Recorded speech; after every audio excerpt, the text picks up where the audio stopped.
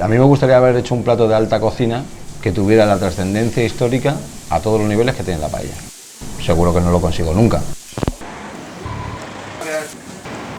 Se aprende a ser mejor cocinero cada día. Se aprende a que uno quiera dar lo mejor de sí. Porque siempre exigimos lo máximo para que todo salga perfecto. Esto al final se trata mucho de potenciar los talentos, de capitanearlos, de marcar los caminos hacia donde nos dirigimos, de inocular de alguna manera un sentimiento que se convierte en común. Si es que primero tienes que aprender la tradición y de dónde venimos y luego llegas y te pones a hacer humas o aires o lo que tú quieras hacer. Porque realmente si el producto es bueno, tampoco hace falta darle muchas vueltas al plato. En este sector más vale que inviertas en valores, en formación, con tu gente.